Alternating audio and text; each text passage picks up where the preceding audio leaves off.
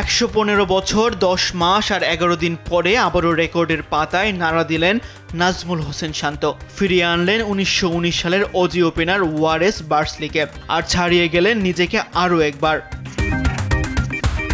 বাংলাদেশের প্রথম অধিনায়ক হিসেবে টেস্টের 2 ইনিংসে সেঞ্চুরি করা এবং প্রথম বাংলাদেশি হিসেবে 2বার একই টেস্টের 2 ইনিংসে সেঞ্চুরির কীর্তি করার হাতছানি ছিল শান্তর সামনে গল টেস্টের 5ম দিন, আর সেটাই দ্বিতীয় সেশনের করে দেখিয়েছেন নাজমুল হোসেন শান্ত। বাংলাদেশের প্রথম ব্যাটার হিসেবে দ্বিতীয়বার করে দেখালেন 2 ইনিংসে জোড়া সেঞ্চুরি, আর টাইগার অধিনায়ক হিসেবে প্রথম ব্যাটার হিসেবে করলেন এক টেস্টে জোড়া সেঞ্চুরি।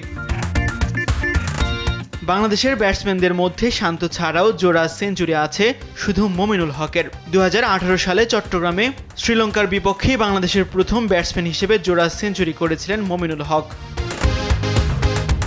আজ বাংলাদেশ অধিনায়ক নাজমুল হোসেন শান্ত টেস্ট ক্রিকেটের ইতিহাসে 78তম ব্যাটার হিসেবে 96তম জোড়া সেঞ্চুরি উপহার দিয়ে সমৃদ্ধ করেছেন রেকর্ডের পাতাকে। টেস্ট ইতিহাসে মাত্র 15তম ব্যাটার হিসেবে 2বার টেস্টের 2 ইনিংসে সেঞ্চুরি দেখা পেয়েছেন শান্ত। তবে এই 15 জনের মধ্যে 3 batter Sunil Gavaskar, Ricky Ponting আর ডেভিড ওয়ার্নারের জোড়া সেঞ্চুরি করার কীর্তি আছে 3টি করে।